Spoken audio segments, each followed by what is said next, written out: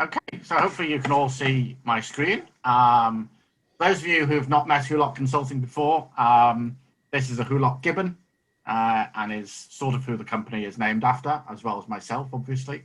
So what does a good customer look like? Okay, so who has ever watched Meet the Adibanos? No. No, I didn't think you probably had. I don't think any of us on this call are the target audience for a show about a Nigerian family living in London. But it is a great case study, effectively, of understanding what a good customer looks like. So it was, the original idea came about 2010 with two people who grew up as British children of Nigerian immigrant parents, and the sort of the culture clash between the parents who had Nigerian traditions and the children who were obviously growing up in London and trying to fit in with things that went on in London. And so they thought this would be a great thing for a TV series. So they built, or they wrote and filmed a pilot episode and put it onto YouTube and got 50,000 views and lots of comments. And they thought, well, that's great, isn't it? There's clearly a market for this. Let's take it to all the British TV companies, without ever thinking whether the British TV companies were the right people for that show. So funnily enough, all the British TV companies turned around and said no. But undeterred, they thought, no, we still think this is a good idea. So they took it to a whole bunch of production companies, all of whom said no. But eventually one person turned to them and said, look, okay, I will help you get this off the ground. I think there's something there that, you know, we'll need to sort of work hard to get it going. So they made 7 episodes of a first series, and it cost them £70,000 to do that, right? So you can imagine 7 episodes for £70,000. The sets were a bit rickety, and if you ever watch it, you can see them wobbling. But they produced their 7 episodes. A lot of it was their money, but other people's money as well. Took it around all the broadcasters, and they still said no. The problem was they hadn't thought through what their customer was, right? So first of all, only one British TV company would ever take it on, right? They would probably pay more than lots of others, but there was only one of them. Eventually, they started to approach African TV companies. Now, obviously, for a lot of the Africans, there is that culture clash is there, but it's a lot more of interest to them. They don't pay as much as a British TV company, but there's an awful lot more of them. And so eventually, the African TV companies started to say yes, and they ended up selling it to 30 different countries. So it was on show in 30 different countries. They produced over 50 episodes, all of which were shown on African TV. Right? So had they thought about it at the start, they could have saved themselves an awful lot of time and stress and got it into all those. After that, one of the broadcast executives who they'd met with in the UK moved to a role in Netflix. They then went to see that person at Netflix, and in 2019, they got all 50 episodes onto Netflix, right? So the lesson of that is that things change. People within customers change. So companies don't always change, but people do. And so an opportunity opened up as a result of somebody moving that allowed them to get it onto Netflix.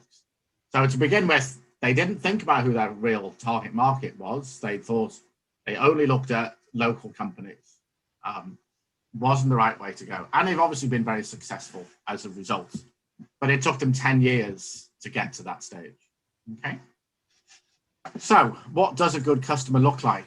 We're obviously not talking about physically what they look like. We don't care what they look like. Hopefully they don't look like the guy screaming into his phone. But in general, we don't care who they are, right? Bad customers, right? And the reason that we care about this is that bad customers waste our time. They generally don't spend any money, and they just cause us grief all the way along. I'm sure we've all gone into shops and wandered around without having any intention of buying, right? So there, we're not a great customer for the shop, we're distracting other customers, we're distracting the assistants and such like. We're not causing trouble, but effectively we're not being that great.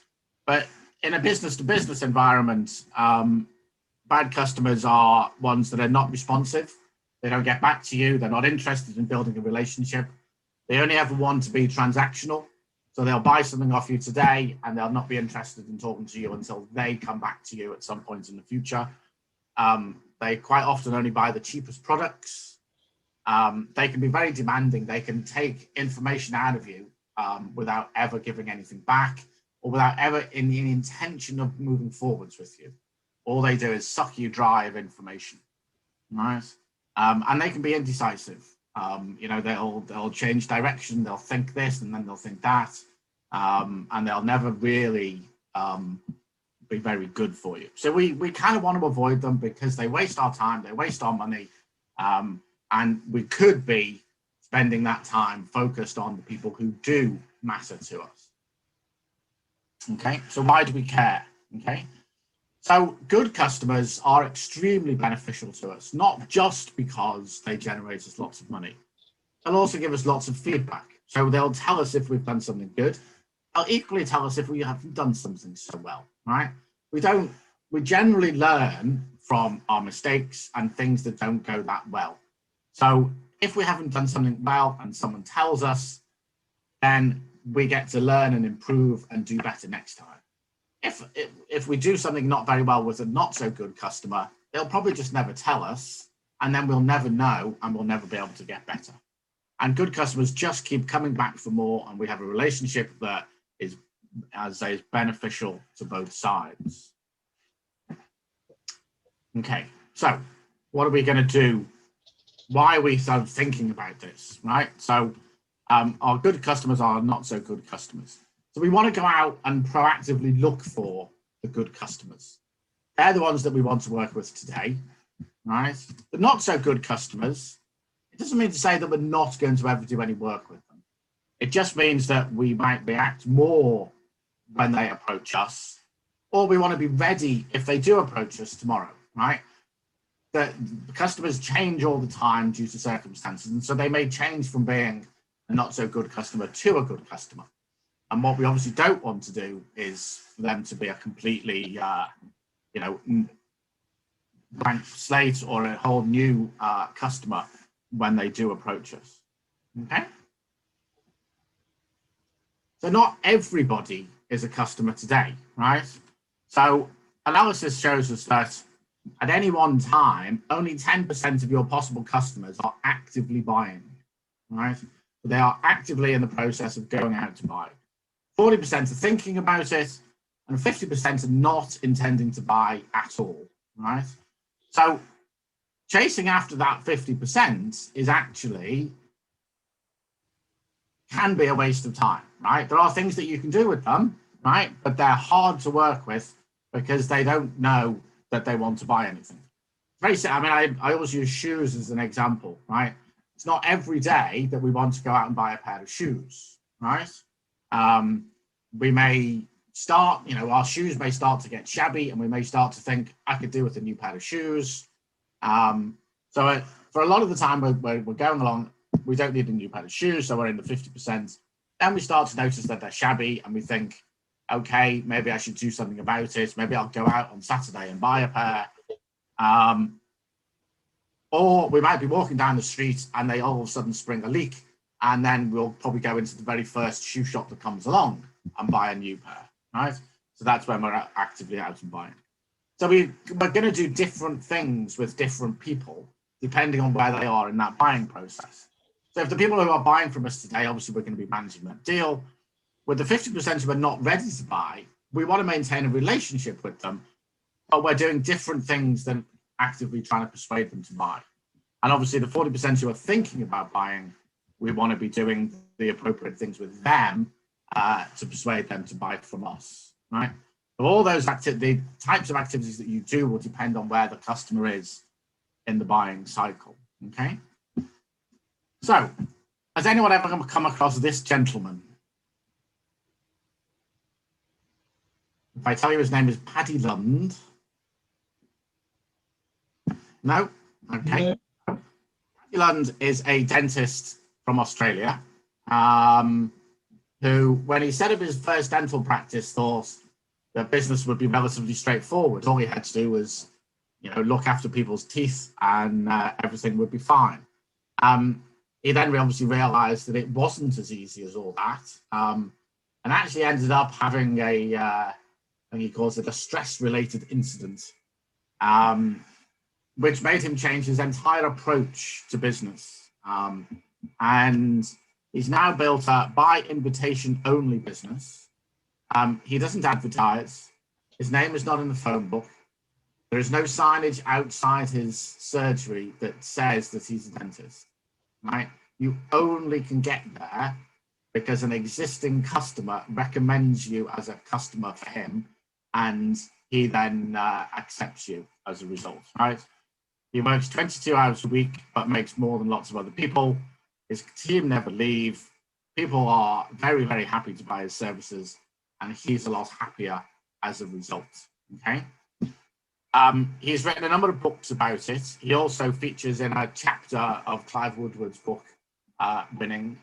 All the books are available on his website, and they're all ebooks, and they're all quite easy to download and read. They are extremely interesting and useful. Building the happiness-centered business sort of changed my perspective of how to run a team and a business in things. And say Clive Woodward, dedicates a chapter to something that he learned from him, which was the idea of critical non-essentials.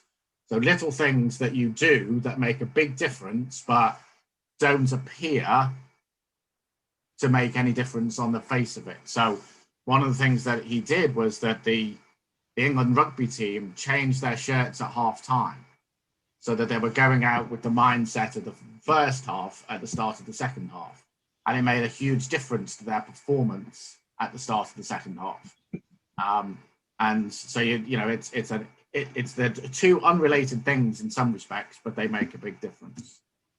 So the problem obviously with dentists is that no one really likes going to the dentist. Not everyone looks after their teeth as they are recommended to.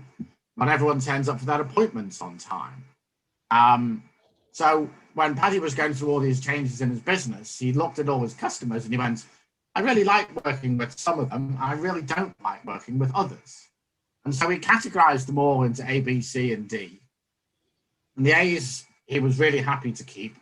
And the D's he really didn't want to keep. And the B's and C's were sort of in between.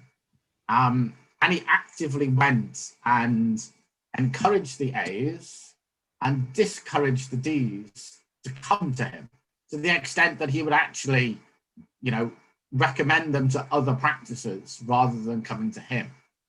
And he gradually whittled it down such that he only had A-grade customers.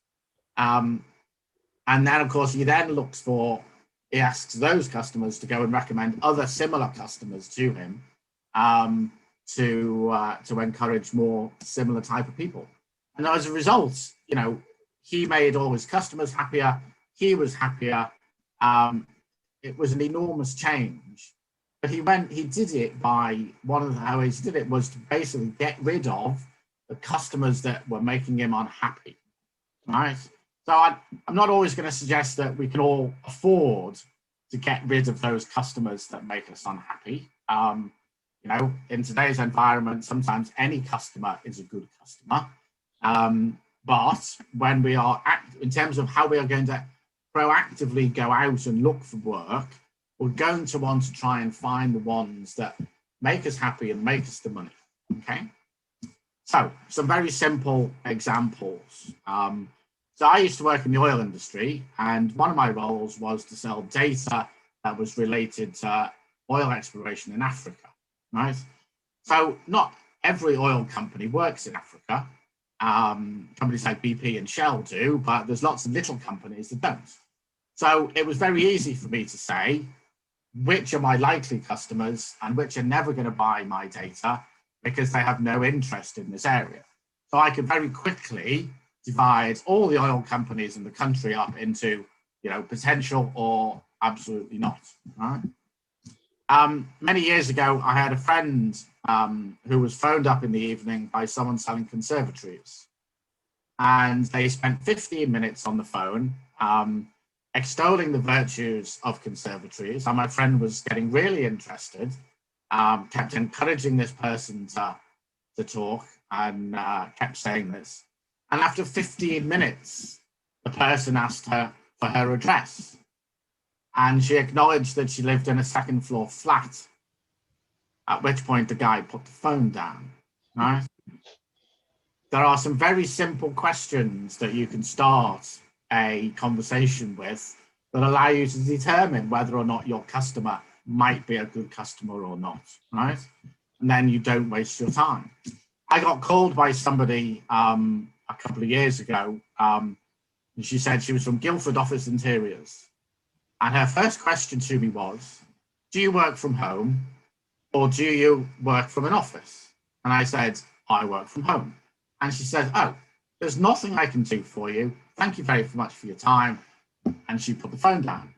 And I was almost disappointed because when any people try to sell to me well, I kind of appreciate it because lots of people don't do it very well. And I thought, well, that's a very simple way of determining whether I'm likely to be a customer or not. We don't all have such simple questions all the time, but obviously, if you do, then that's a great way of determining whether people are a customer or not.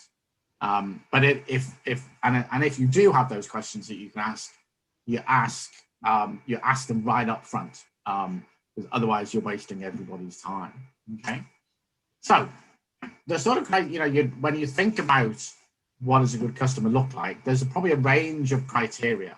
We can't all have such black and white, do you have an office or not type questions. So the things that you're going to go and think about are, for example, right? And this will vary for every company. It may well vary for the different products that your company provides. They won't always be the same, right? But where's the company located, right? So for those of us who don't want to have to travel too far and be away overnight, we want to be local. For some multinationals, it might not matter, right? How many people does it employ? But Jackie, I'm just thinking for you as an HR person, I'm going to think that the more people that they employ, the better, because there's more HR type problems, right? So, companies like mine, where it's just me, I'm not going to have a problem, but bigger companies will do. Okay. Do I know anyone that works there? Right. A recommendation is always a great way into a company rather than any other way. So if you know somebody who works there, that's a great way in. Right. When I do this exercise with companies, the one that always comes up is, do they pay their bills on time?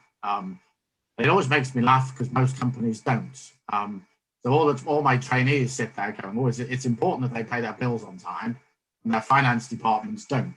But that's an important thing, right? We don't, particularly for individuals, we don't want to be having to chase companies in order to get paid. That distracts us from all the other work that we're doing. So that can be quite important, right? Are they nice to work with? There's some companies that will mess you around. They're not particularly pleasant people. Sometimes you might say, well, I'm just going to have to take it because I've got no other work. But if you had a choice, we're always going to tend to, work with the nice people, right? How much do they typically spend, right? How much are they going to spend with us? If it's a lot, that's great. If it's not a lot, then, they're not quite so good. How often do they place orders is another one, right? So how do you balance a company that places large orders once a year with a company that places small orders every month? Right? Are they equal? Is one better than the other? That's what you need to decide. So the way that I go about doing it is that I then put it into this sheet where we look at all the criteria and we define what does good look like and what does not good look like, right? So for our location, for example, we might say, well, if it's more than 50 miles away, that's going to be a long commute for me. That's going to be a hard day's work. I'm not really so interested in companies more than 50 miles away. Or so they only get us 1 point for that. Or if they're within 10 miles, that's a really easy commute. So they get 10 points or whatever. Do they pay their bills on time? If they're always late, right, they get a low score. If they pay their bills immediately, they get a good score, but that's not quite as important as some of our other criteria. So their maximum score on that might only be 4, right? Same with, are they nice to work with, right? Yes, that's kind of important, but frankly, if they're spending more than £10,000 every month, that's not, it's still not as important. So the general value of that criteria helps us dictate what that total score is for the good. And then for every company, we go and look at this, right? We go and score every company against those criteria. And, so this is how we might do it for one company. So in this instance, they're 15 miles away, so they get a score of 8, right? They've got 50 employees, so they get a score of 3, etc., etc. They score 31 out of 49, right? Now, our final one is our action, right? Is there anything I can do to make this score better, right? So with their location, I can't do anything about that unless I'm going to move house, right? Which is a slightly extreme way of changing that. That I'm not going to be able to change where they are, right? I'm not going to be able to change the number of employees that they do, right? Do I have a known contact, right? So in this instance, I don't. So there's something I can do. Can I go and find somebody in there? Can I get introduced by someone else that knows somebody in there? Can I make it possible such that I can get a connection and make some progress that way, right? Pay bills, right? No, they're usually late, right? Well, maybe there's a problem in accounts payable. Maybe I'm not providing my invoices in a sensible way. Can I go and meet with them and change that, right? And then again, so the typical spend and the order frequency, both good, but not to the best. I can go and talk to them and understand what is it makes them place an order with me, depending on what my business is or whatever, right? And maybe there's things that they could place with an order they could place with me that they're not, or maybe that's the best it can ever be, right? But at least I understand why they're doing those things, and I know that I can't get that better, or maybe I can, right? So then when we do all our customers, we get a score for all of them, and we can then just simply rank them just using Excel and put some sort of divides in there, right? So our great customers are the ones we want to go and focus on. They're the ones that we're going to work with as much as we can. We'll do that, as often as we can, but not if we've got great customers to work with. And the ones at the end are what I would call transactional. So we may not do anything with them today, but we may try to keep them warm, right? May send them information, we're not going to go proactively chase them, but we want to stay in touch, okay? And then we want to think of how can we move our customers, further to the right? How can we improve their scores? What are the characteristics we can change? What actions can we do? And if we can't do anything about them, how are we going to manage them, right? What are we going to go and do that makes us change? Okay, so just some other considerations around that, right? If you've got different products and services, different customers may rank differently with both of them. I did this exercise with one company, and one company was absolutely top, best customer ever with one product line, and almost worst customer ever for the other product line, right? And so you would then have to realize that you have to do things differently. It's a continuous process, right? You need to revisit that ranking on a regular basis because things change, and you need to be aware of that, right? You've got to try and be as objective as possible. So I tend to say the same person should do the same analysis of the same group of customers, because how I judge a customer, I've got a grade from 1 to 10. How I order a 7 or a 5 is going to be possibly different from other people, and so we need to try and make sure that we're comparing the same things all the time.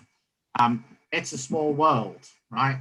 People move from company to company, and those people, right, are ultimately the ones that make decisions, and they may well have an impact. So if like the guy from the Albanos, one guy went to Netflix, and all of a sudden it opened up the opportunity for them there.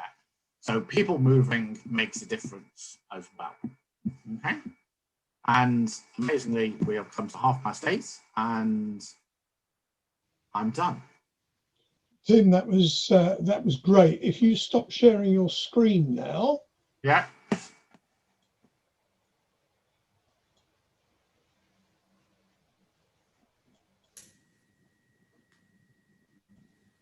Okay, so who'd like to ask the first question? Ladies first, Jackie. Thank you. Tim, I was interested in the considerations, and I wonder whether there's something for people like us in there that would include whether who those customers know. So I've got a customer who I don't get much money out of. She is lovely, but she was my very first coaching client, but she knows lots of people that she often, so I get other work through her, and much as she doesn't really do much for me or make me much money, I think the potential for her is more, which I didn't see on your spreadsheet and isn't necessarily relevant for everybody, but I think would probably be relevant for someone like my business. So you have to think of what the criteria are relevant to you. I just tried to think of generic ones. Yeah, okay, yeah. So, for my business, because my background is technology, I'm looking for technology companies to work with more than others, right? Yeah. That doesn't mean to say I won't work with anybody. When I'm being proactive, that's where I'm going to go. Yeah, yeah. You're not going to go and sell to that person, but you are going to stay in contact and do things for and help whenever you can to maintain that relationship. Yes, absolutely. I would. If I don't know how you capture that in the spreadsheet. Well, I was just sort of reflecting is that there are other companies that make money that I make money from, but I'd never get anything through them, if that makes sense. But then one coaching client, apart from the fact she was my very first one, she's in the sector I want to be in, so she's more precious, I suppose. Yes. And we are inevitably the first company that gives us work, right? Yeah. We look fondly on them, right? So there is.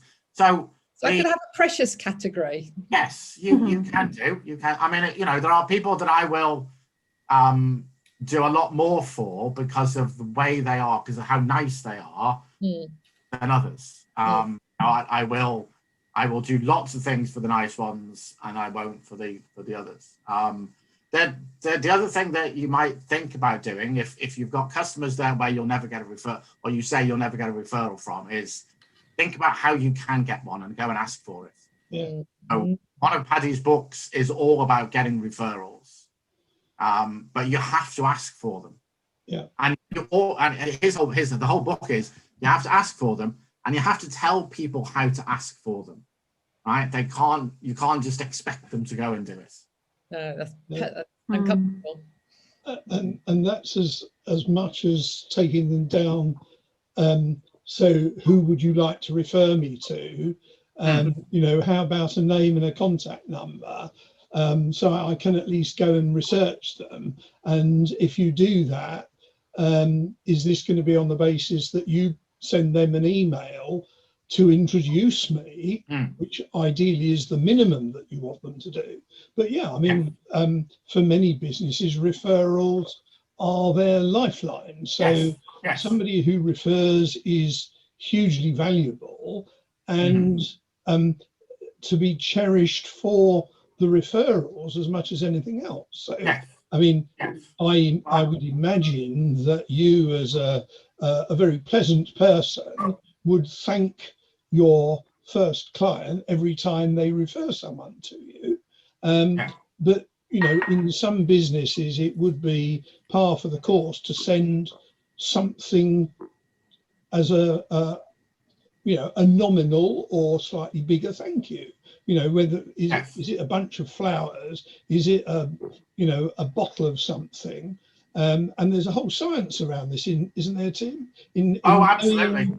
What the people who refer you like for themselves. So you know somebody's really into Chinese meals, you might, you know where they live, you find out where the nearest really good Chinese restaurant is, and you negotiate a deal with the Chinese restaurant so that you give your referrer, your introducer, quotation marks, a voucher to a feast at the local Chinese restaurant. If they're into the cinema, you know, it's a couple of cinema tickets and a big tub of popcorn or something. Tim, you made the point, it's horses for courses, isn't it? So the criteria, it's appropriate to have criteria. It's even more appropriate that they are your criteria as opposed to necessarily somebody else's. You know, you made the point, Jackie, that the person who introduces to you is in the sector you most want to work in, and where you can have preference in that way, and you can demonstrate expertise in that way, then you have a stronger chance of you know, getting your foot in the door. David, you had a question. My question was exactly the same as Jackie's. So Tim's answered that. And I think we have done very well as a business out of getting referrals from people who've moved on from what I would say was conventional commercial roles within businesses, as we are real estate brokers and agents and consultants. The chance of them having a lease expiry or a break option during their tenure as a company secretary, CFO, is, you know, we get lucky sometimes, but they have moved on to non-exec directorships, interim managers. They tend to move to companies that are going through some hiatus because they've been drafted in to deal with it. I can think of 2 individuals where we've had 4 pieces of very nice real estate work that's been referred to us by them as they've gone on to new companies. And the other thing that struck me, Tim, when I was looking at your score sheet, it reminded me, it wasn't last year, it was back in 2019. We've been out with a client to look at 5 individual office buildings. And we always have a score sheet. We're sitting down in a coffee shop and it's, you know, the financial costs, the base specification, how much it's going to cost to get them into occupation, local amenities, public transport, access. We scored the 5 buildings before we all forgot which buildings we'd seen during the afternoon. Came up with some scores, and I said to the chief exec, "It's that one." He said, "No, that's the wrong answer, David." I said, "What do you mean it's the wrong answer?" He said, "I don't like that building, so let's change the weighting. Let's put the base specification out of 50, not 20. I said, "Well, you know, we agreed the scoring regime before we did this viewings. We can't change the scoring now." And it just amused me that we could have saved all the time in the coffee shop doing a score sheet because the chief executive made a decision on a gut reaction about which building, and you can't argue with it, which was going to be best for his business. You know? So we ended up with the wrong answer, so we changed the score sheet. So I did exactly the same when I moved house, David. I had spreadsheets, and spreadsheets, and then I added them all up and said, right, I've got to buy that house. And I said, well, I don't want to buy that house. I don't like it. That house. No, I changed the weighting, and that didn't work either. But what I concluded is that the way that I make decisions is based on my heart and not my head. And if you're most people make your decisions on data and your head, and he does it on his heart, then you might get that situation. So I did the analysis with a company, and so they operate. They're in the oil industry, so they operate in lots of different countries. And we actually did it by country to begin with. So we said, what are the criteria around whether we should work in the UK, in Norway, in France, in the Netherlands, in Germany, in Poland, and such like. And so we did the criteria, and then we scored each country. And Germany came 4th. And the boss I was doing it with said, we never talked to Germany. We'll change the criteria. So we changed the criteria, and Germany was still coming in 4th. And then he said, no, that still can't be right. And then so we changed it again. Germany was still 4th. And I said, do you not think that's maybe telling you something, that you should probably be going there and talking to the customers there and see what business there is there? right? Because you know you're learning something from it. And as you've done, we did exactly the same thing when we bought our house. We had 25 things. Whoa. Our criteria, right? And then one of the things that's made me set the company up was the fact that we had this list of 25 things. We went to talk to estate agents, not one of them asked, what are your criteria about the house? Not one. They asked the number of bedrooms, where it was, that was it, right? The funny thing was, one of the most important things was how far away from the kids' school it was going to be. And of course, we ended up buying the house that was furthest away from the school. It's like a 40-minute walk, because we walked in and we went, oh, this is just perfect, isn't it? Yeah. Now it fitted every other criteria. Absolutely everything was perfect in that. It was just the distance. After that, we went, I'll keep them fit, it'll be good. And I did that about having a house near the station. I wanted to live in a cul-de-sac near the station, and I live on the main road 1.3 miles from the station. Yeah. So Tim, did they go to Germany? Yes, they did. They did. I don't think they actually got anything because they went once. You don't get anything when you just go once. I mean, you know, the guy's based in Aberdeen, so it's a long haul trek. And there isn't a huge number of companies, and they're a bit spread out. So in England, in Britain, you know, oil companies are either in Aberdeen or in London, so it's quite easy to get around them. In Germany, they're all over the place, so it's actually quite hard work to get around them all. Sorry, Ali, were you? I was just going to ask you a question, Tim. What about aspirational clients? So that I'm sure we all do this. We sort of hear or meet more hear about companies that you think you really should be working with. Like, so I do recruitment training. I'm not sure you know what I do, but so the types of companies I work with are those that are scaling up, and they're not so big generally that they have HR managers, but they're usually between 1 and 50 employees. And I've got some aspirational clients I just would love to work with, but I don't know how you really start that. I don't know anyone in that company or in those companies. How do you start making progress with your aspirationals? So that's a whole other course called how to get through the front door. Okay. Which I happen to be running online in a couple of weeks' time. It's only 20 quid if you want to come along. I can send you. I can put the details in the chat if you want. Yeah, do. Thank you. But yes, it is hard work. But yes, I mean there are all companies that we would like to be working with, as long as they fit your criteria, right? There is nothing that says, you know, if it's just I just don't know anybody there is the only thing that's stopping you. Then, but they are perfect in every other way. You know, that's the least difficult thing to get around, because we can contact people so easily these days and find people in those companies. You know, if you go onto LinkedIn, you'll do it without any. Yes, I mean, in a sense, in LinkedIn, it's your second level connections, isn't it?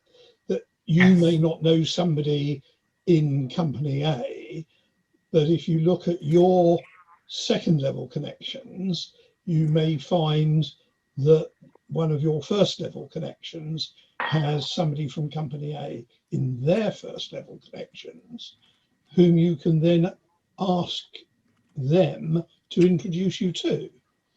But I mean, going back in history, there was always the bit about how did you come to hear about them in the first place?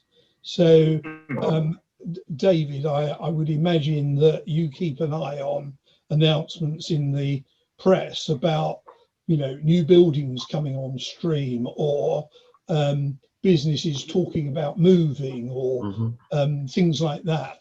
So it's, can you pick up some news that might enable you to go to somebody and say, I was really interested to hear that you're thinking about doing this, or you have done that. You know, would it be possible to meet for, say, 15 or 20 minutes over a coffee to talk about how the potential for perhaps working together, or however you dress it up. If I think there's an element that if you can get the right angle, then it's easier to get in front of somebody than if you simply go cold.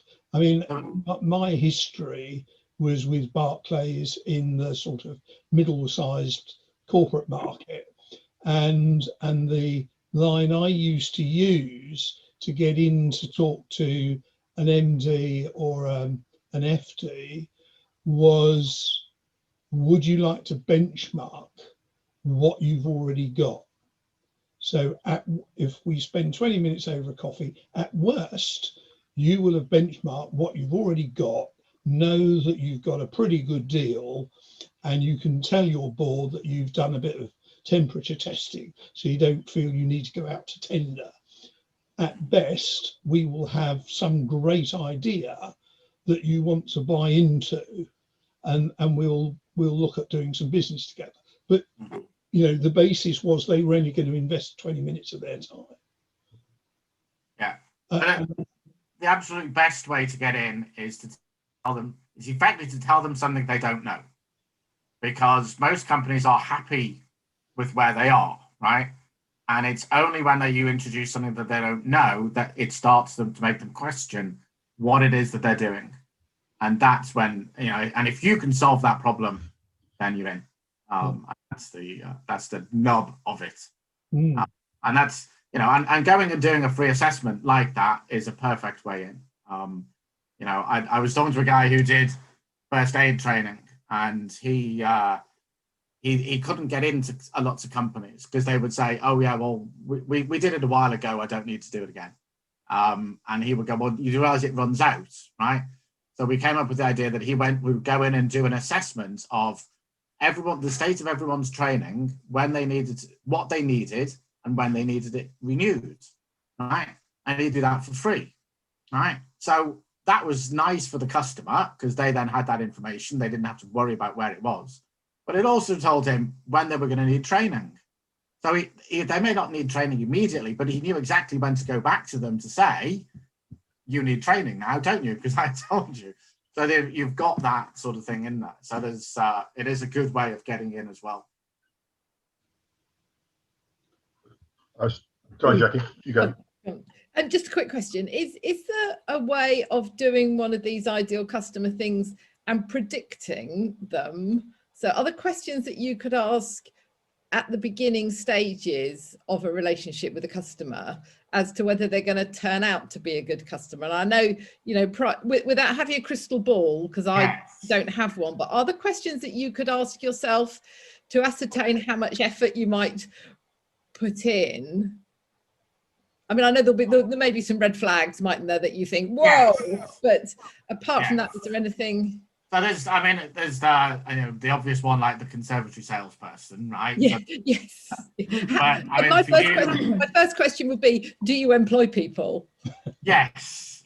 So, it's for you, it's almost, how do you go about doing your HR? So there's a company that I was working with, that they were like 15 people. So I knew they had no HR.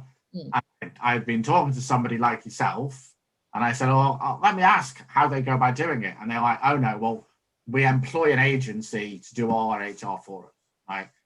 Well, I think in your case, that's going to be, you're probably not going to get anywhere because that agency will be able to do most things much cheaper. Yeah.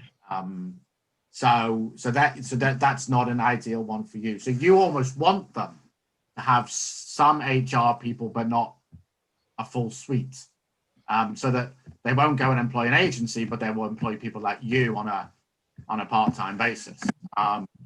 So almost how do you do your HR might be my opening question in some instances like that. Okay, thanks. I was just going to share an example of culling, for want of a better word. Your client, Tim, a good friend of mine, I've known her for 40 odd years, runs a wine PR company, and about end of last year she was talking about, and it wasn't C19 related, but she's just saying that one of her clients was sucking the life out of her. She was over delivering to them. They were paying late. They weren't paying her what she thought she was worth as far as the service she was delivering to them. And I said, well, just sack them. She said, I've never sacked a client in 25 years. I said, from what you've just told me, it's a very counterproductive relationship. And I said, what's wrong with the relationship? She said, well, it's the individual and their accounts team. And to cut a long story short, I said, go back to the chief exec, say that you no longer can work for them, but you will finish the services that you're currently providing and you'll recommend somebody else. And he said, well, why are you doing that? No one's ever sacked me as a client. And she said, well, to be honest, it's the individual that you put forward on the contract. They are locally a pain in the ass. They expect far too much, do not appreciate what I'm telling them, do not listen to what I'm telling them, ignore the advice, which seems crazy as you're paying me for the advice, professional advice. And he said, you're the second consultant that said that about that individual. What about if we get rid of the individual, replace them with, I know somebody else you've worked with successfully within the company is X, and it's ended up, that's gone from a D- to an A+, because she now looks forward to working with them. She put her fees up by 40%, and she's now working with somebody who actually is also referring business to her. Yeah. And she said, thank you. I said, well, it's not rocket science. And that's the thing, that's why the action is important, because it's what can I do to change this, right? And that's exactly right. So it's when I was working in the oil industry, I was struggling with a customer. The relationship I had with the person I had to deal with, we just didn't get on, and I was standing in for someone else who was on maternity leave. She came back and within 2 days had a fantastic relationship with this person, right? And so it can be down to just that. You can't always manage to change those people around or whatever. But yeah, it's an absolutely right. You either get rid of them or make some change.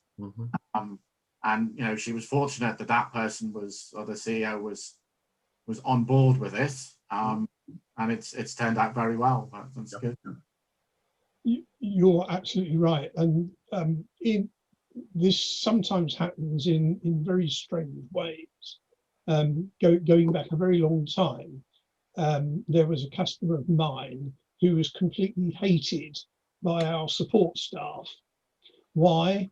Because invariably when he phoned up, there had been a problem, and he would start effing and blinding at my colleagues on the phone.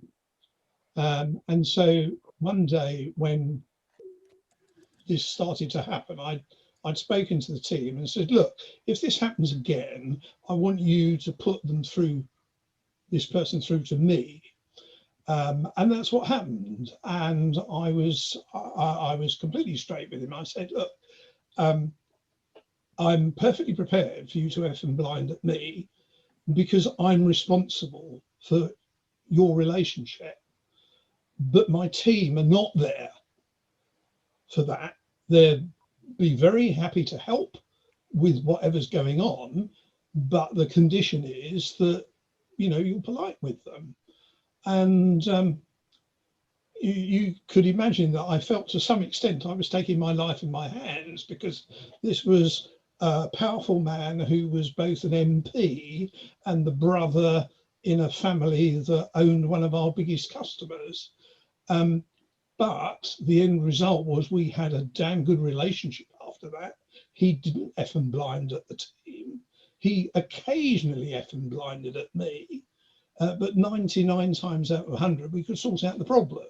And in fact, my wife and I got a tour from the inside of the House of Commons and lunch in one of the House of Commons restaurants, almost as a byproduct of, in my view, that conversation.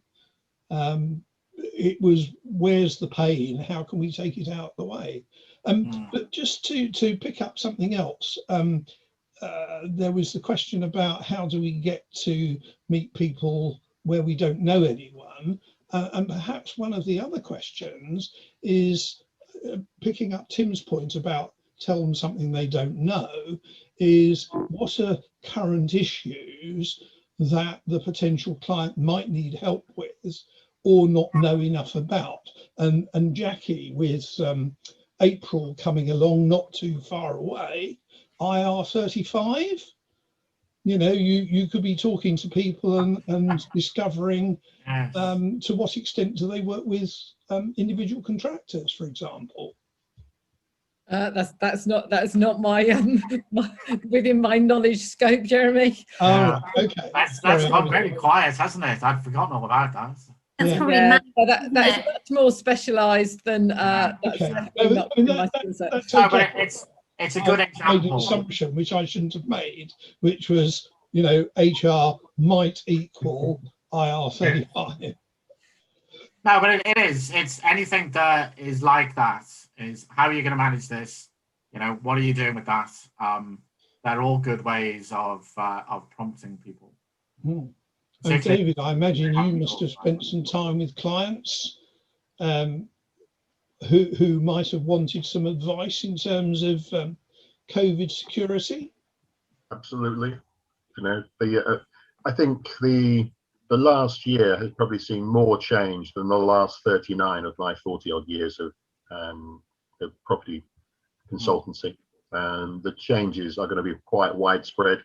I think the death of the office has been exaggerated, as I've said before at these meetings. But I'm more concerned about, I did a talk yesterday to another networking group that I went to probably 15 years ago, but I kept in touch with them. And I said, I'm more concerned about the high street than I am offices at the moment. Following the demise of Debenhams and Arcadia, Peacocks, Wooden Mills, I just think, and I gave an example, a shopping centre that I built, not personally, but the company I work for built in Coventry. It was valued at 37 million, sold at auction last week for 4.75. Wow. And it's not just the money, it's the fact that that is now this white elephant in the middle of a town. And they're going to have to repurpose that building to try and bring people back into the the shopping centre. What's the pattern are you seeing, David, with offices? Everybody seems to be moving to a hybrid model. I think there's been an issue of trust, if I'm being blunt, from most employers about what their employees are doing if they are working from home. Now the assumption is that they're probably playing golf or playing tennis or not doing very much at all, watching Netflix and box sets. I think the employers have now realized, because it's been forced upon them, that their employees can be trusted to do the doing at home, but it's the creative process, it's the meeting, it's the collaboration, it's the culture, it's the instilling the culture of a company. You can't do that on a Zoom call. So I think it'll be a hybrid model. I think probably 2 to 3 days working from home, the balance at client site staff, locations, and a place of work. But the Peldon Rose think that the office of the future needs to be purposeful. Need to have an environment where the millennials can be persuaded to come to work to do the collaboration, the thinking time, the meeting, the project work. So for example, So I think probably 50% seems to be the model that we've been tasked to try and achieve for clients, halving their space. The problem is that is quite difficult unless they've got a property event coming up where there's a break option or a lease expiry. They're not going to just put half the floor into a mothball. They're going to be paying rent on it. They're going to be paying empty business rates. So it's going to be, there's 22,000 property events coming up in the UK in the next 18 months. And I think we're going to see quite a big change about how people use their premises going forward. Because Atkins in Epsom have just built a huge building, haven't they? And I think it's only just opening. I'm just wondering, we were walking past it the other day thinking, what on earth are they going to use it for? They're not going to be housing all their staff anymore, are they? And we've got companies I've got 2 companies with over 100 staff working from home at the moment. and they will go back into an office at some point, but they're just saying that at the moment we can't make a decision about what that office would look like. And we don't want to commit to a new 5-year lease on a building that clearly is going to be far too big for our business needs going forward. Guess So is that an opportunity for you? Oh yes, yeah. I think it's about finding a partner to share your space with, isn't it? In a way, when I look at you know, some of the spaces that we used to work in that are now, you know, shared with different companies that have different floors and all sorts of things. I find somebody to share my office with. I share mine with my wife. Yes. The other challenge, of course, is having, if you're working from home, is having enough broadband and computers to cope with homeschooling and both adults working and so on and so forth, isn't it? Is there a final question for Tim, or shall we draw that to a close? Can I just ask, can we have a copy of the slides? Yes, I was thinking of Yes. the Well, one actually, Jeremy, you've got a copy, haven't you? So can you? Yes, I will send a copy of the presentation round with a copy of the registration list, as we usually do, and the video will end up, albeit not necessarily today, on our YouTube channel. So I guess it just remains for me to thank Tim for an excellent session, full of value, and certainly a good series of questions and discussions that it kicks off as well. So thank you very much, Tim. Hope everybody has a good day, and see you again soon. Bye-bye for now. Thank you, Tim. That was brilliant. Thanks, Tim. Nice to see you guys. Bye. Guys, have a good day. Bye. That's great. Thank you very much, Tim. Now it's time for questions, and as we have said when we promoted these sessions, they are recorded, including the Q&A. So I guess it's, if you want to say something terribly precious or sensitive, you can ask to turn off the recording, but otherwise let's just go with the flow. So who'd like to ask the first question? I'll ask the first question. I've got a situation, Tim, where I've got three sides of a business, right? I've got customers that are commercial business people who are to do with events. So that's like the hiring, what we call dry hire. I have customers who are wet hire, which means we're actually directly involved in providing and being there on site, which also has a catering business attached to it. So we're actually physically on site and we have to have the equipment. And then we have an entertainment business, which is dealing with a completely different ballgame of customers, which mainly are residential. So they're not commercial at all. So they're just people having parties at home or whatever. So I've got those three things of looking at across all the different rankings and different things, right? Could be quite difficult if I put them all into one. Yeah, no, you have to do each one of them separately. Yeah. So your commercial customers, you look at them and you don't try and compare them to the domestic customers because they're so different. So you have to do them separately. You know, I think with domestic customers, it's a lot more difficult to do, because I would guess they're going to be a lot of one-offs, are they? We generally find they're just one-offs. We do. Yeah. Look, what we get is we do a one-off, but from that we get other work comes in. Yeah, family. So referrals is, you know, we've discussed referrals on both previous calls, funnily enough. Really, really important to make sure that you get them. One of Paddy's books is all about getting customer referrals, and the process that he goes through to do that. So that's really interesting. But yeah, so I would apply it to the commercial companies where you are potentially going to get repeat business, and equally a lot of this is more for when you're being proactive. So if you want to go out and find potential customers, what do they look like? which are the ones that, you know, so you can look at your existing customers, the people that come to you today, what are the characteristics of them, right? Let's go and find customers that are similar to them, because there's a whole, you know, there's a massive range of companies out there, and not all of them are going to be suitable for what it is that you do. No. Yeah, I mean, we cut down a lot of we got rid of a lot of our clients years ago who didn't really use it very often, once or twice a year, or once every couple of years, right? But would come along and give us a fair size project to do, but they weren't regular, so we've kind of cut those down. But the hardest thing I find with people is that you get referrals and you go along and you do the job and they're all happy, and then you try to go back to them and they, oh no, it's all right, we've got somebody else to do the job, and you're thinking, okay, we're happy with the service, you said to your thing, you paid us when we asked you to pay us, everything else, we've done everything from our side, you've gone to somebody else.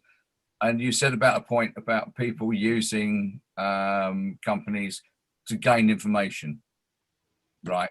But not using those companies. We have had a lot of that in the past.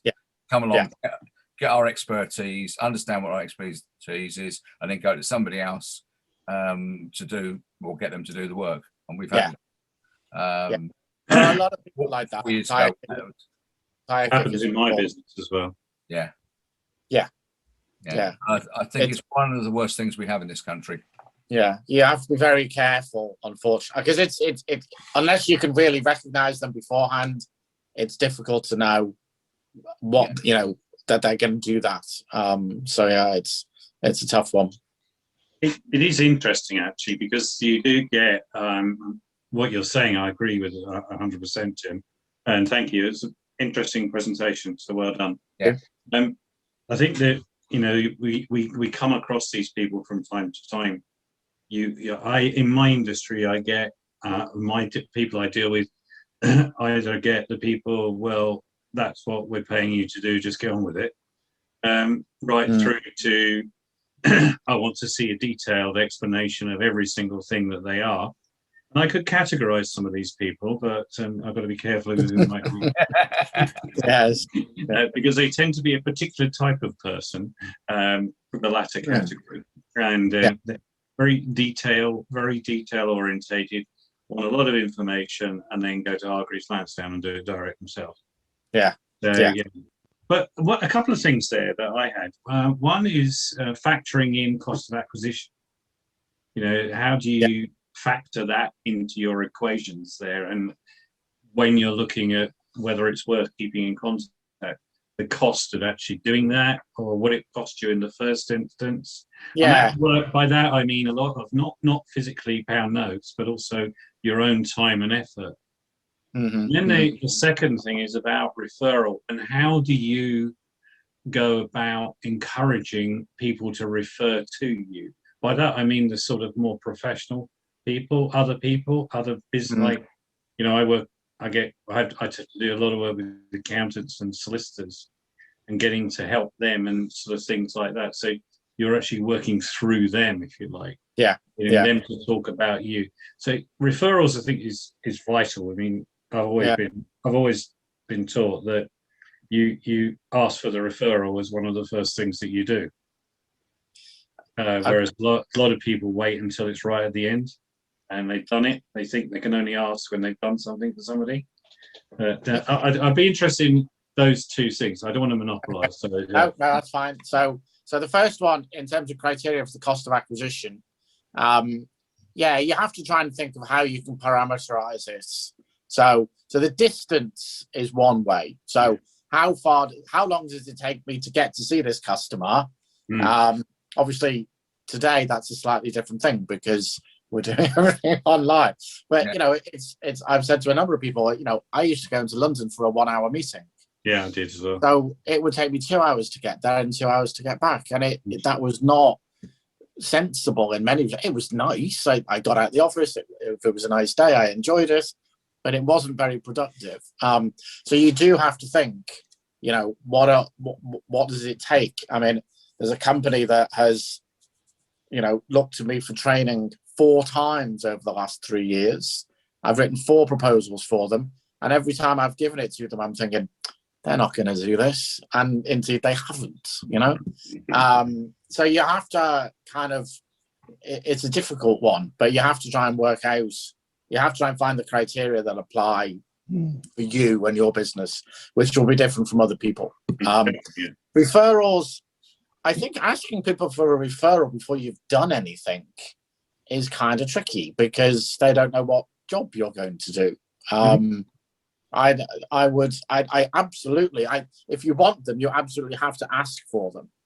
I don't think you can just say, oh, please, you know, if I did a good job, can you go and do this? It's, you know, you have to actually work at it. You know, I've sent messages to people and said, you know, please, can you go, here's the link, just go and write some words on Google or LinkedIn or whatever and say thank you, or say what you experienced. But you absolutely need to do that. You know, I basically operate a referral scheme that if anybody, you know, recommends my book to people, and enough people, if they make enough recommendations, then, you know, they get a thank you. Anyone who recommends me for work gets when I say a thank you, it's a chocolate yummy related thank you. People who get, you know, who recommend me for a lot of work from it, get a slightly more liquid thank you. But it's, you know, I think it's really important, because, you know, you then get a reputation for how it is that you work. And I think that's it's, you know, I don't think you can ask for a referral. I think that the referral is the thank you. That's a thank you for doing it, rather than please carry on doing this. But obviously, by implication, people will carry on doing this. I think that where I say asking for the referral straight from the get-go, I don't sort of mean physically, well, is there anybody, you know, that you can refer me to like now? Well, we don't even know what you've done, Chris. So yeah, what I mean is really laying the seeds or planting the seeds. So really, it's talking about, you know, when you talk about your business, you build it. We built our business through personal recommendation and you were referred to, or you were, is there, you know, hopefully we'll do such a brilliant job for you that you will talk about it to other people. And it's sowing that all the way through the process. Yes. So it's like subliminal in a way. Well, I'm once we, you know, are able to actually meet people in person, I'm going to be doing presentation skills for people who work for charities, and I'm doing it for free because I realize they've just got no money, but it's an important thing for them. But written into the agreement that they basically have to sign is that they will go and recommend me to other people as a result. So I have been very upfront in saying, if you do this, you make a recommendation, because that's your return for me doing that for you. So that's a very good thought. Bella, you were wanting to ask a question. I did want to ask, but I also wanted to just, while I think of it, what Chris was saying about referrals, I think people often do need prompting and reminding, because sometimes people sing your praises, but if you just encourage them or sow that seed, as you say, to say, oh, well, if you do think of any, for me, it's, you know, if you're speaking to HR and you know people that could recommend my services, I think sometimes people just need to be reminded. So I totally agree with that. But thanks, Tim. That was very informative. I got a little bit lost at the end, so I didn't know whether the slides are going to be available at all. Yes, we will be sending out the slides. And I think you probably answered my question when you were talking to Mike about, because I was thinking, I haven't done this exercise before and it seems a really good one to do. I was going to ask, is it more beneficial to do it for your existing clients than for potentials? Well, so you can do it in two ways, right? So you can look at all your existing clients and say, you know, how much time do I spend, and with which ones, trying to get more work out of them. But then you would probably do a slightly different exercise, as the same exercise, but maybe different criteria, if you were then going to look for new customers. Yeah. So, you know, I do sales training. I will do it with any organization that employs salespeople, or, you know, people who run their own business or whatever. But my background is all in technology.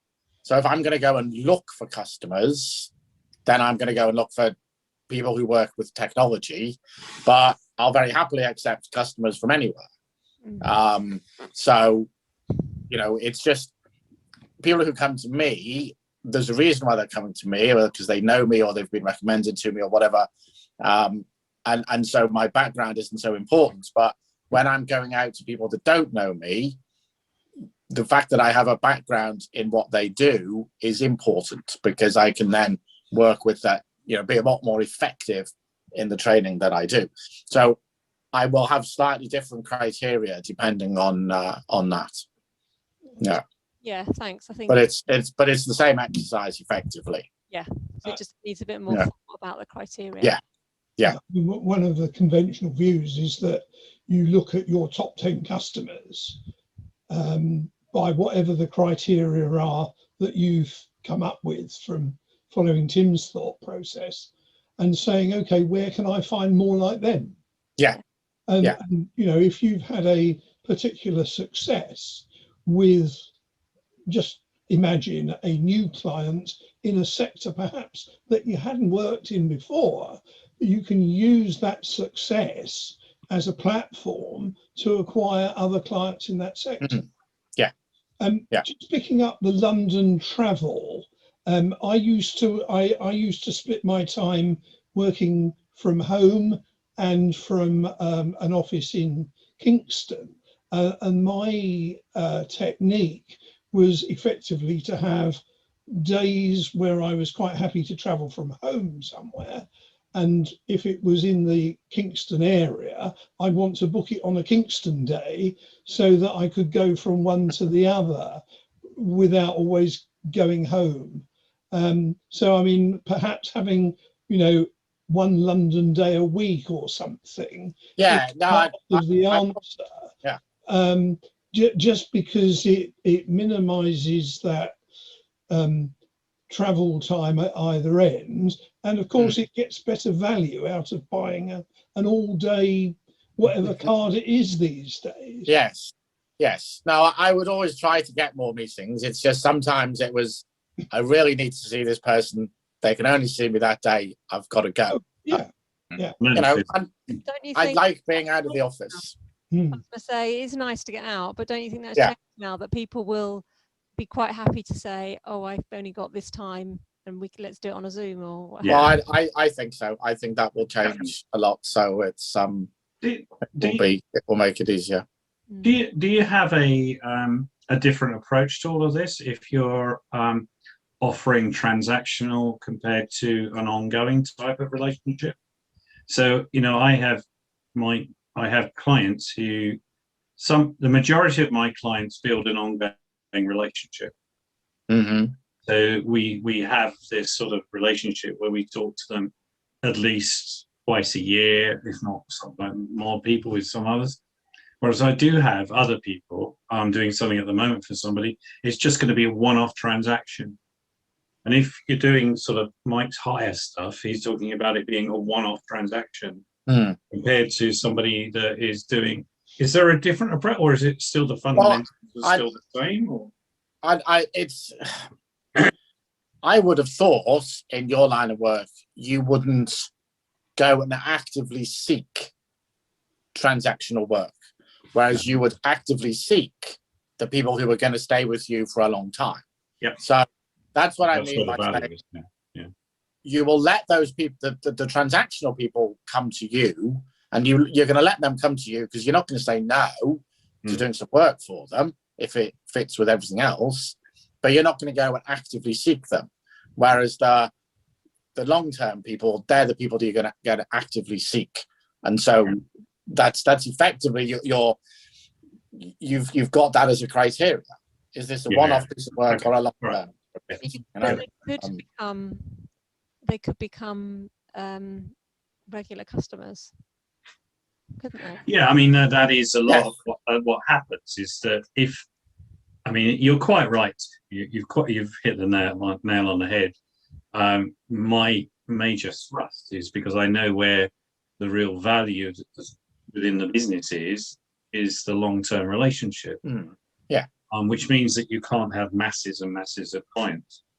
But the transaction people do come to me. You know, this person, I had someone recently who needs to talk about something to do with a trust, and therefore I shall help him. And then he, you know, we started talking about it, and he suddenly starts to talk about other things. So it does become a different relationship. Yeah.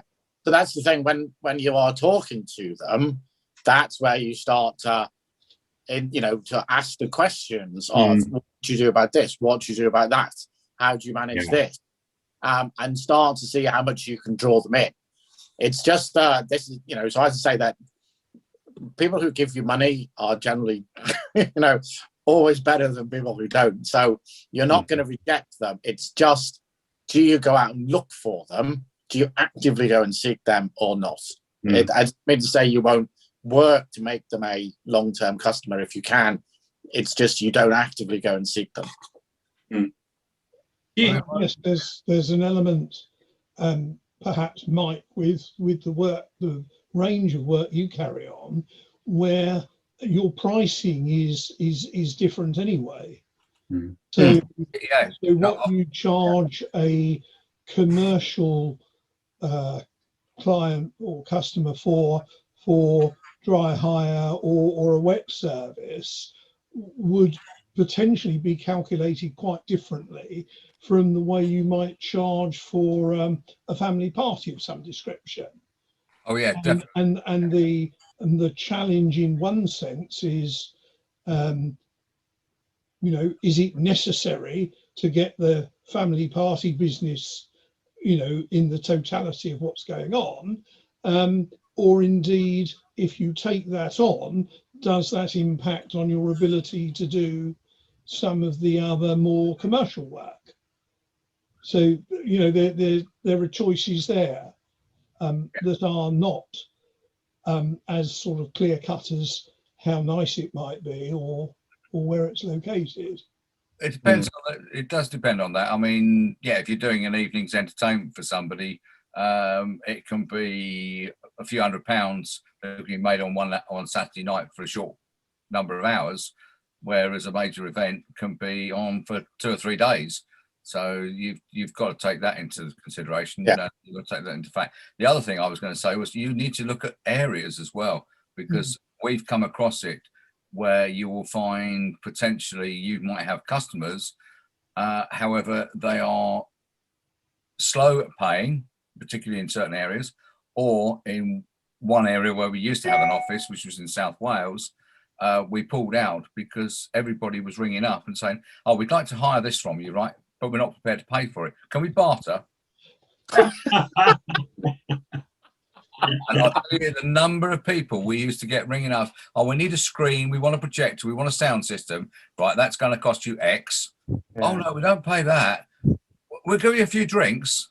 No. That doesn't pay for the cost of the storage and the maintenance and all the rest of it. And that was a common factor.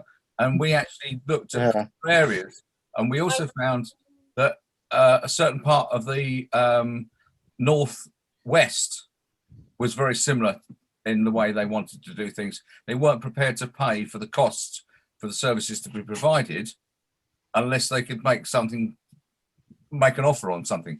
Fantastic. Yeah, I have to say, Mike, my sister lives in Devon.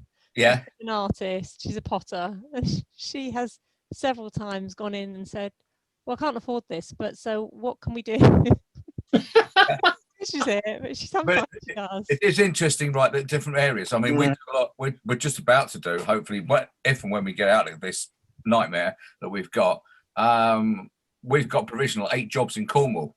Now, we know for the people we're going to work for, which is the Cornish County Council, pay within a shorter period than what we actually give them. So if we allow them 30 days because they've got a 30-day account, we can guarantee that money's going to be in that thing. But if you go to somewhere like North London, you can look at 60 to 90 days because that's the policy they have, and they won't change it. It doesn't matter whether you point out that it's actually illegal to do that. Yeah, yeah. And it's down. Well, that's a huge thing, right? So if you've got that level of discrepancy, again, is where are you going to go and promote yourself? You're going to go and promote yourself down in Cornwall rather than North London. Yeah. You know, because there's a finite amount of your time to go and do that. You've got a certain amount of time and money to be able to go and promote yourself. So you've got to choose where to go. And if you can do it as simply as that, then that's fantastic. Yeah. It's not always as simple as that, but that's absolutely criteria that you've got to use. Yeah. Interesting, isn't it? Yeah. The other thing, right, is that our work is, or particularly 3 of our clients, it's all what they call public consultation work. So therefore, they've got to have face-to-face communication. They've tried doing Zoom. It works to a point because people can interact and people can give them information. However, they need to sit down with drawings, street maps, and things like that. And they can't do that on Zoom because people can't actually interact. And the frustration. Screens. They don't have big enough screens. Well, it's not just that. It's the frustration that people can't actually physically do things. When you're talking to people like that, and they go, but we want interaction. We need to be communicating with one another. Entertainment's the same. You can't do a disco in a room full of nobody in there on a screen because it doesn't work. Famous karaoke. Well, that was what I was saying. I've seen somebody try that and it didn't work. Comedy nights on Zoom, they don't work either. No. So, okay. Does anyone have any last questions or comments? No, very good. I thoroughly enjoyed it. Tim, thanks, Tim. Okay, very good. And we shall, well done. Well, thank you very much. So thank you all very much for coming. Tim, thank you very much. We collectively had a reasonably long day today. Yes. Tim, did you want to talk about the offerings that you? Well, it's only obviously I have. If you go onto my website, so it's hoolockconsulting.com. There are a couple of ad hoc courses that I run. One of which is called 60 Seconds in 60 Minutes. That's how to do a pitch for your business at the start of a networking meeting, and also how to get through the front door, which is how do you approach customers that you've never worked with before. How do you make that successful? So they're both on there. They're both online. Well, so they're online courses. They run in person, but online, obviously, at the moment. And there's a couple coming up in March. So, okay. Are you sending details of the 60 and 60 out, Jeremy? Or yeah, I'll get them from Tim, and I'll put them in the email that we send out to everyone. Tim. Okay, cool, excellent, brilliant. Thank you very much. Okay. All right. Have a great evening. Thanks a lot. Very much. stay safe. Take care.